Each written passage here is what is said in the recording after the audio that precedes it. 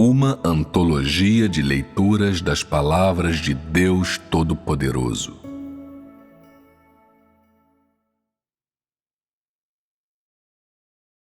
A obra de Deus, o caráter de Deus e o próprio Deus 3.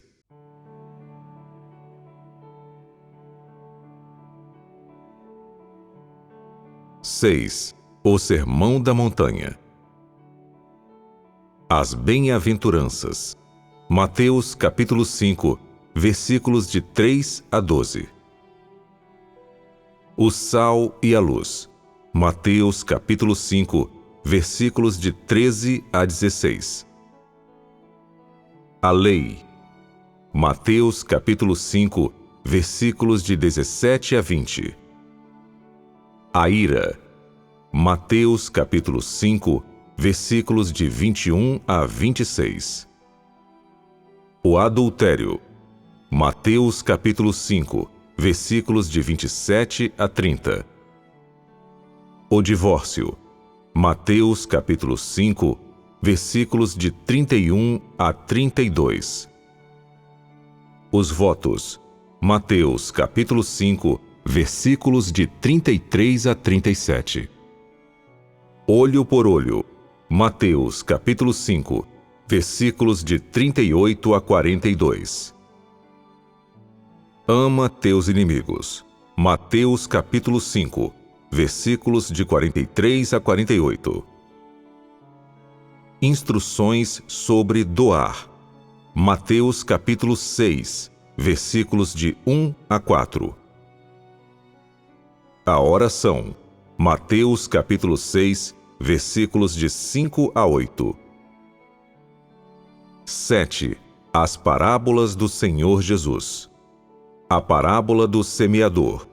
Mateus capítulo 13, versículos de 1 a 9. A parábola do joio. Mateus capítulo 13, versículos de 24 a 30. A parábola do grão de mostarda. Mateus capítulo 13, versículos de 31 a 32. A parábola do fermento. Mateus capítulo 13, versículo 33. A parábola do joio explicada. Mateus capítulo 13, versículos de 36 a 43. A parábola do tesouro. Mateus capítulo 13, versículo 44. A parábola da pérola. Mateus capítulo 13, versículos de 45 a 46. A parábola da rede. Mateus capítulo 13, versículos de 47 a 50. 8. Os mandamentos. Mateus capítulo 22, versículos de 37 a 39. Respondeu-lhe Jesus: Amarás ao Senhor teu Deus de todo o teu coração, de toda a tua alma e de todo o teu entendimento. Este é o grande e primeiro mandamento. E o segundo, semelhante a este, é: amarás ao teu próximo como a ti mesmo. Vamos primeiro examinar cada parte do Sermão da Montanha. Com o que se relaciona tudo isso? Pode-se dizer com certeza que tudo isso é mais elevado, mais concreto e mais próximo da vida das pessoas do que os regulamentos da era da lei. Para falar em termos modernos, são mais relevantes para a prática atual das pessoas. Vamos ler o conteúdo específico das seguintes partes. Como você deve entender as bem-aventuranças? O que você deve saber sobre a lei? Como a raiva deve ser definida? Como devem ser tratados os adúlteros?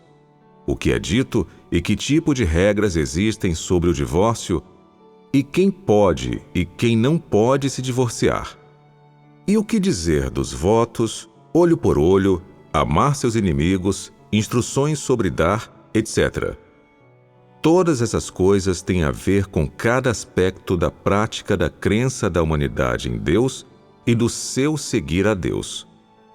Algumas dessas práticas são aplicáveis até hoje, mas são mais rudimentares do que as exigências atuais das pessoas. São verdades bastante elementares que as pessoas encontram na sua crença em Deus. Desde o tempo em que o Senhor Jesus começou a operar, ele já estava começando a operar no caráter de vida dos humanos, mas isso se baseava no fundamento das leis. As regras e os ensinamentos sobre esses tópicos tinham algo a ver com a verdade? Claro que sim. Todos os regulamentos, princípios e sermões anteriores na Era da Graça eram relacionados com o caráter de Deus e ao que ele tem e também, é claro, a verdade. Não importa o que Deus expresse, de que maneira ele o expresse, ou usando que tipo de linguagem, seu fundamento, sua origem e seu ponto de partida são todos baseados nos princípios do seu caráter e no que ele tem e é. Nisso não há erro. Assim, embora hoje em dia essas coisas que ele disse pareçam um pouco superficiais, você ainda não poderia dizer que elas não são verdadeiras, porque eram coisas indispensáveis para as pessoas na Era da Graça, a fim de satisfazer a vontade de Deus e alcançar uma mudança em seu caráter de vida. Você pode dizer que alguma coisa nesse sermão não está alinhada com a verdade? Não, não pode. Cada uma delas é a verdade, porque todas eram requisitos de Deus para a humanidade. Todas eram princípios e um escopo dado por Deus sobre como se conduzir e representam o caráter de Deus. No entanto, com base no nível de seu crescimento na vida daquele tempo, o homem só foi capaz de aceitar e compreender essas coisas. Como o pecado da humanidade ainda não havia sido resolvido, o Senhor Jesus só poderia emitir essas palavras e ele só poderia utilizar tais ensinamentos simples dentro desse tipo de escopo para dizer às pessoas daquele tempo como elas deviam agir, o que deviam fazer, dentro de que princípios e escopo deviam fazer as coisas, e como eles deviam acreditar em Deus e atender às suas exigências. Tudo isso foi determinado com base na estatura da humanidade naquela época. Não foi fácil para as pessoas que viviam sob a lei aceitar esses ensinamentos. Então, o que o Senhor Jesus ensinou teve que permanecer dentro desse escopo. Vamos agora examinar o que está em As Parábolas do Senhor Jesus. A primeira é a parábola do semeador. É uma parábola realmente interessante. Semear é um acontecimento comum na vida das pessoas. A segunda é a parábola do joio e do trigo. Quanto a o que é o joio, qualquer um que já fez plantio e colheita e os adultos saberão. A terceira é a parábola do grão de mostarda. Todos vocês sabem o que é mostarda, certo? Se não sabem, podem dar uma olhada na Bíblia. Para a quarta, a parábola do fermento, a maioria das pessoas sabe que o fermento é usado para fermentação. É algo que as pessoas usam na sua vida diária. Todas as parábolas abaixo, incluindo a sexta, a parábola do tesouro, a sétima, a parábola da pérola e a oitava, a parábola da rede, são extraídas da vida das pessoas. Todas vêm da vida real das pessoas. Que tipo de imagem essas parábolas pintam? É uma imagem de Deus se tornando uma pessoa normal e vivendo lado a lado com a humanidade, usando a linguagem de uma vida normal. Usando a linguagem humana para se comunicar com os seres humanos e fornecer-lhes aquilo de que eles necessitam. Quando Deus se tornou carne e viveu entre a humanidade por longo tempo, depois de ter experimentado e testemunhado diversos estilos de vida das pessoas, essas experiências se tornaram o seu manual para transformar a sua linguagem divina em linguagem humana. Naturalmente, essas coisas que ele viu e ouviu na vida também enriqueceram a experiência humana do Filho do Homem. Quando ele queria que as pessoas entendessem algumas verdades, que eles entendessem um pouco da vontade de Deus, ele podia usar parábolas semelhantes às citadas acima para contar às pessoas sobre a vontade de Deus e suas exigências para com a humanidade. Todas essas parábolas eram relacionadas à vida das pessoas. Não havia uma única que estivesse fora de contato com a vida humana. Quando o Senhor Jesus viveu com a humanidade, ele via lavradores cuidando dos seus campos. Ele sabia o que era o joio e o que era o fermento. Ele compreendia que os seres humanos gostam de tesouros. Então, usou as metáforas do tesouro e da pérola. Ele via com frequência pescadores lançando suas redes, e assim por diante. O Senhor Jesus via essas atividades na vida humana e também experimentava esse tipo de vida. Ele era o mesmo que qualquer outra pessoa normal, vivenciando as 3 refeições diárias e a rotina diária dos humanos. Ele experimentou pessoalmente a vida de uma pessoa comum e testemunhou a vida dos outros. Quando ele testemunhou e experimentou pessoalmente tudo isso, o que ele pensava não era como ter uma boa vida, ou como ele poderia viver com mais liberdade, mais conforto.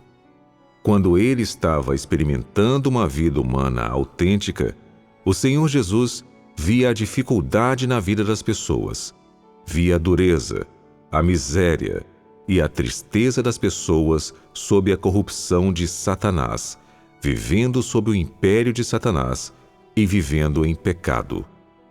Enquanto ele vivenciava pessoalmente a vida humana, ele também experimentava o quanto as pessoas eram desamparadas, vivendo em meio à corrupção. E ele via e vivenciava o sofrimento dos que viviam em pecado, que estavam perdidos na tortura por Satanás, pelo mal. Quando o Senhor Jesus via essas coisas, ele as via com sua divindade ou com sua humanidade. A sua humanidade realmente existia, estava bem viva. Ele podia experimentar e ver tudo isso, e é claro que ele também via isso na sua essência, na sua divindade. Isto é, o próprio Cristo, o Senhor Jesus, o homem, viu isso. E tudo o que viu fez com que ele sentisse a importância e a necessidade da obra que ele havia realizado na carne nessa época.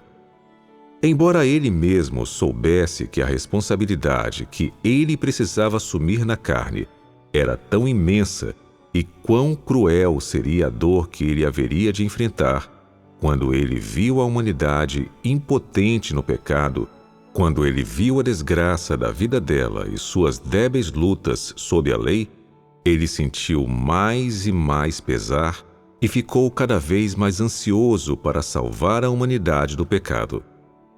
Não importa que tipo de dificuldades ele haveria de enfrentar, ou que tipo de dor ele haveria de sofrer. Ele se tornou cada vez mais decidido a redimir a humanidade vivendo em pecado. Durante este processo, se poderia dizer que o Senhor Jesus começou a entender cada vez mais claramente a obra que ele precisava fazer e o que lhe tinha sido confiado. Ele também se tornou cada vez mais ansioso para completar a obra que deveria assumir.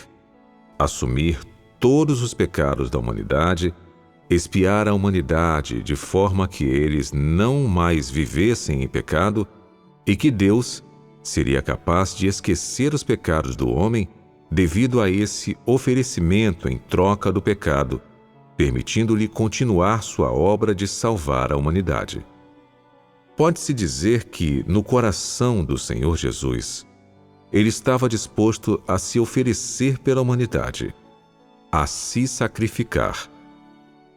Ele também estava disposto a agir como uma oferta pelo pecado, a ser pregado na cruz, e estava ansioso para concluir essa obra.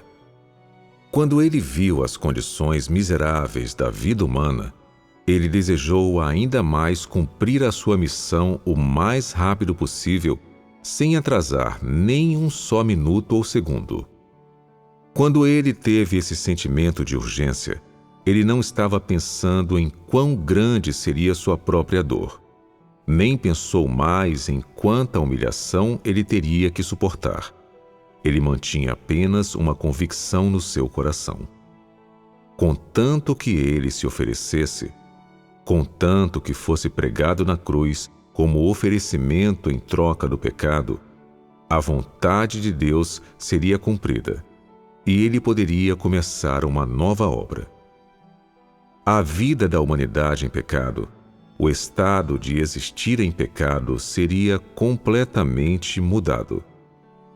Sua convicção e o que ele estava decidido a fazer se relacionavam à salvação do homem, e ele tinha apenas um objetivo: cumprir a vontade de Deus, de modo que pudesse começar com sucesso o próximo estágio na sua obra. É isso que estava na mente do Senhor Jesus na época. Vivendo na carne, o Deus encarnado possuía uma humanidade normal. Ele tinha as emoções e o raciocínio de uma pessoa normal. Ele sabia o que era a felicidade, o que era a dor.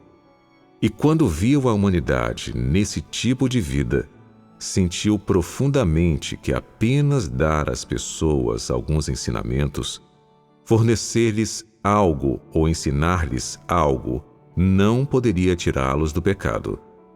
Tampouco fazê-los obedecer aos mandamentos poderia redimi-los do pecado.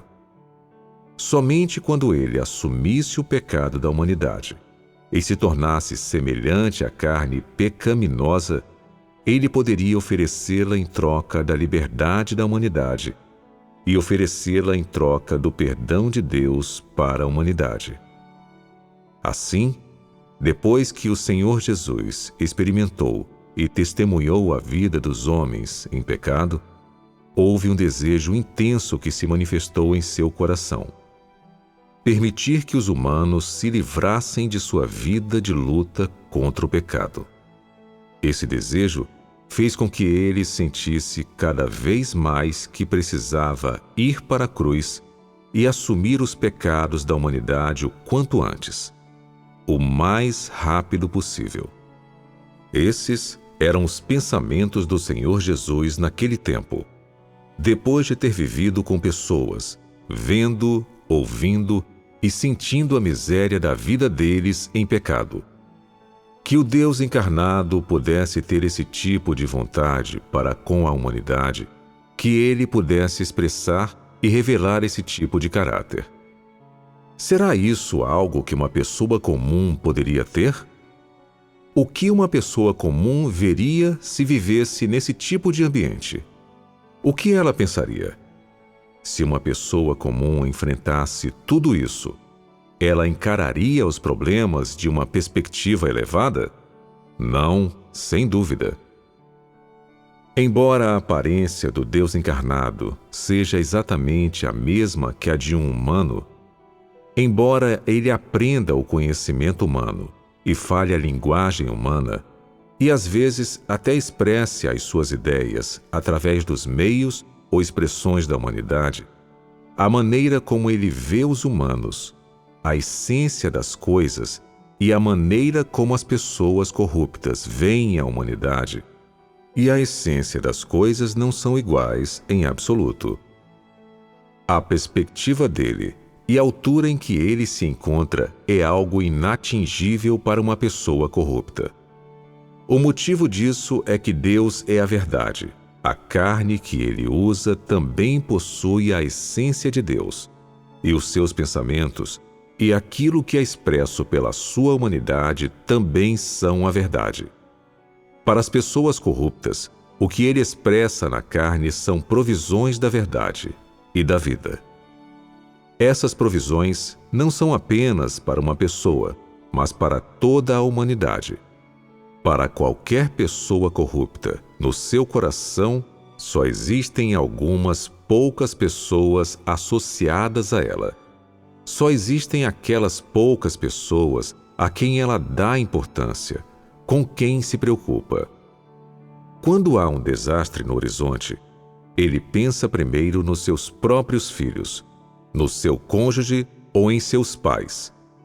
E uma pessoa mais filantrópica pensaria, no máximo, em algum parente ou num bom amigo.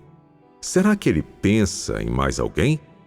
Nunca, porque os seres humanos são, afinal, humanos. E eles só conseguem olhar para tudo a partir da perspectiva de uma pessoa e da altura de uma pessoa. No entanto, o Deus encarnado é completamente diferente de uma pessoa corrupta. Não importa quão comum, quão normal, quão humilde seja a carne encarnada de Deus, ou mesmo o quanto as pessoas o desprezem. Seus pensamentos e sua atitude para com a humanidade são coisas que nenhum homem poderia possuir e nenhum homem poderia imitar. Ele sempre observará a humanidade da perspectiva da divindade, da altura da sua posição como Criador. Ele sempre verá a humanidade através da essência e da mentalidade de Deus. Ele não pode ver a humanidade em absoluto, a partir da altura de uma pessoa comum e da perspectiva de uma pessoa corrupta. Quando as pessoas olham para a humanidade, elas olham com a visão humana e usam coisas como os conhecimentos humanos e as regras e teorias humanas como medida. Isso está dentro do escopo do que as pessoas podem ver com seus próprios olhos. Está dentro do escopo que as pessoas corruptas podem alcançar. Quando Deus olha para a humanidade, Ele olha com visão divina e usa sua essência e o que ele tem e é como medida. Este escopo inclui coisas que as pessoas não podem ver, e é aí que o Deus encarnado e os humanos corruptos são completamente diferentes. Essa diferença é determinada pelas essências diferentes dos seres humanos e de Deus, e são essas essências diferentes que determinam suas respectivas identidades e posições, bem como a perspectiva e a altura a partir das quais eles veem as coisas. Vocês percebem a expressão e a revelação do próprio Deus no Senhor Jesus? Vocês poderiam dizer que aquilo que o Senhor Jesus fez e disse estava relacionado com o seu ministério e com a obra de gerenciamento de Deus, que tudo isso era a expressão e a revelação da essência de Deus. Embora ele tivesse uma manifestação humana, a sua essência divina e a revelação da sua divindade não podem ser negadas. Essa manifestação humana foi verdadeiramente uma manifestação da humanidade? A sua manifestação humana foi, por sua própria essência, completamente diferente da manifestação humana das pessoas corruptas. O Senhor Jesus era Deus encarnado, e se ele tivesse sido verdadeiramente uma das pessoas comuns, corruptas, ele poderia ter visto a vida da humanidade em pecado a partir de uma perspectiva divina? Não, em absoluto. Essa é a diferença entre o Filho do Homem e as pessoas comuns. Todas as pessoas corruptas vivem em pecado, e quando alguém vê o pecado, não tem nenhum sentimento especial a respeito. Continua igual. Assim como um porco que vive na lama não se sente nada desconfortável nem sujo. Ele come bem e dorme bem. Se alguém limpar o chiqueiro, o porco não se sentirá à vontade, nem ficará limpo. Em pouco tempo, estará novamente rolando na lama, totalmente confortável, porque ele é uma criatura imunda. Quando os humanos veem um porco, eles sentem que é sujo e que, se o limparem, o porco não se sentirá melhor. É por isso que ninguém cria um porco dentro de casa. A maneira como os humanos veem os porcos sempre será diferente de como os porcos se sentem, porque humanos e porcos não são da mesma espécie.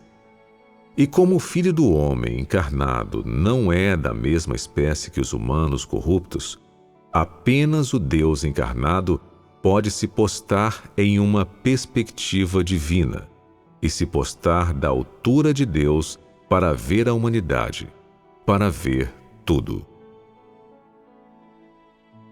Quando Deus se torna carne e passa a viver entre a humanidade, que sofrimento ele experimenta na carne? Será que alguém realmente entende? Alguns dizem que Deus sofre muito, e embora ele seja o próprio Deus, as pessoas não compreendem a sua essência e sempre o tratam como uma pessoa, o que faz com que ele se sinta ofendido e injustiçado. Elas dizem que o sofrimento de Deus é verdadeiramente grande. Outros dizem que Deus é inocente e sem pecado, mas sofre o mesmo que a humanidade e sofre perseguição, difamação e indignidades juntamente com a humanidade. Dizem que ele também suporta os mal-entendidos e a desobediência dos seus seguidores. O sofrimento de Deus não pode ser medido. Parece que vocês não compreendem verdadeiramente a Deus.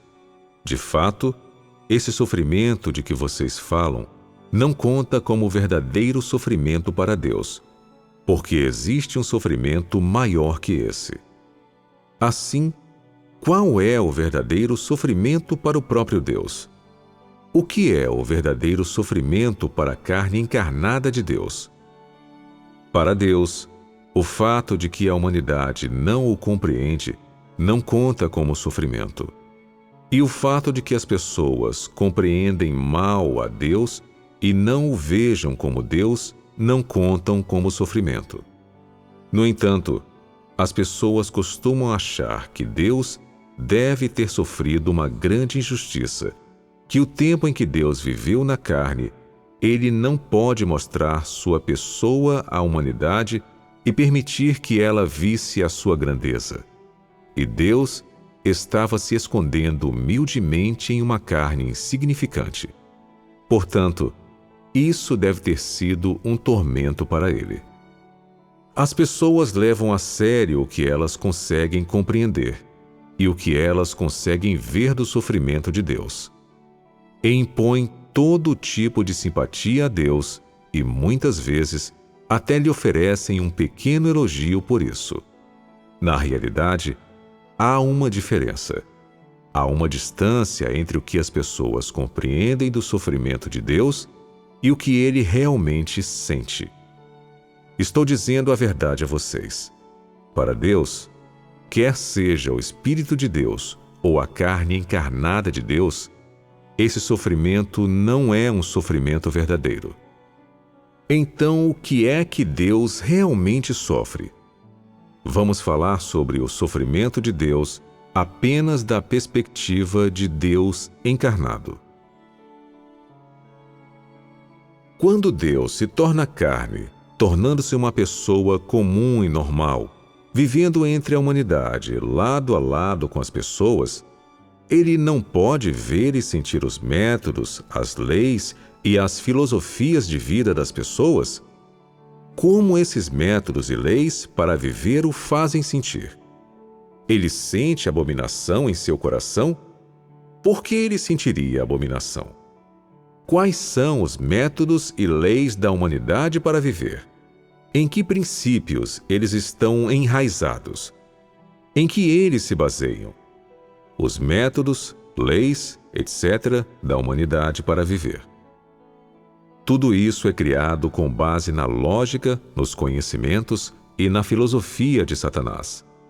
Os humanos que vivem sob esses tipos de leis não têm humanidade nem verdade. Todos eles desafiam a verdade e são hostis a Deus. Se examinarmos a essência de Deus, vemos que sua essência é exatamente o oposto da lógica, do conhecimento e da filosofia de Satanás. Sua essência é plena de retidão, verdade e santidade e outras realidades de todas as coisas positivas. Deus, possuindo essa essência e vivendo entre uma humanidade assim, o que ele sente em seu coração? Não está cheio de dor? O seu coração sente dor, e essa dor é algo que ninguém pode compreender ou perceber, porque tudo que ele enfrenta, encontra, ouve, vê e experimenta é a corrupção e o mal da humanidade e a rebelião contra a verdade e resistência a ela. Tudo que vem dos humanos é a fonte do seu sofrimento, isto é, porque a sua essência não é a mesma que a dos humanos corruptos, a corrupção dos humanos se torna a fonte do seu maior sofrimento. Quando Deus se torna carne, ele é capaz de encontrar alguém que compartilhe uma linguagem em comum com ele? Isso não pode ser encontrado entre a humanidade. Não se pode encontrar ninguém capaz de se comunicar, de ter esse intercâmbio com Deus. Que tipo de sentimento você diria que Deus tem? As coisas que as pessoas discutem, que elas amam, que elas buscam e desejam, tudo tem a ver com o pecado, com tendências malignas. Quando Deus enfrenta tudo isso, não é como uma faca no seu coração? Diante dessas coisas, poderia ele ter alegria em seu coração? Poderia ele encontrar consolo? Os que estão convivendo com ele são humanos, cheios de rebeldia e maldade. Como poderia seu coração não sofrer? Quão grande é realmente esse sofrimento e quem se importa com isso? Quem dá atenção? E quem poderia apreciá-lo? As pessoas não têm como entender o coração de Deus. O seu sofrimento é algo que as pessoas são especialmente incapazes de apreciar. E a frieza e insensibilidade da humanidade tornam o sofrimento de Deus ainda mais profundo. Há algumas pessoas que muitas vezes simpatizam com a situação ruim de Cristo, porque há um versículo na Bíblia que diz: "As raposas têm covis, e as aves do céu têm ninhos, mas o Filho do Homem não tem onde reclinar a cabeça." Quando as pessoas ouvem isso, levam isso a sério e acreditam que esse é o maior sofrimento que Deus suporta e o maior sofrimento que Cristo suporta. Agora, vendo isso da perspectiva dos fatos, será mesmo esse o caso? Deus não acredita que essas dificuldades sejam sofrimento. Ele nunca clamou contra a injustiça pelas dificuldades da carne, e nunca fez os humanos retribuírem ou recompensá-lo com nada. No entanto, quando ele testemunha tudo o que há na humanidade, a vida corrupta e o mal dos humanos corruptos, quando ele testemunha que a humanidade está nas garras de Satanás e aprisionada por Satanás e não pode escapar, que as pessoas que vivem em pecado não sabem o que é a verdade, ele não pode suportar todos esses pecados. Sua abominação aos humanos aumenta a cada dia, mas ele tem que suportar tudo isso. Esse é o grande sofrimento de Deus. Deus não pode expressar plenamente nem mesmo a voz do seu coração, nem as suas emoções entre seus seguidores. E nenhum dos seus seguidores pode compreender verdadeiramente o seu sofrimento. Ninguém sequer tenta entender ou consolar o seu coração. Seu coração suporta esse sofrimento dia após dia, ano após ano, vezes e mais vezes. O que vocês veem em tudo isso? Deus não exige nada dos humanos em troca daquilo que Ele deu. Mas por causa da essência de Deus, Ele não pode tolerar, em absoluto, o mal, a corrupção e o pecado da humanidade. Mas sente extrema abominação e ódio, o que faz o coração de Deus e a sua carne suportarem um sofrimento sem fim. Vocês puderam ver tudo isso?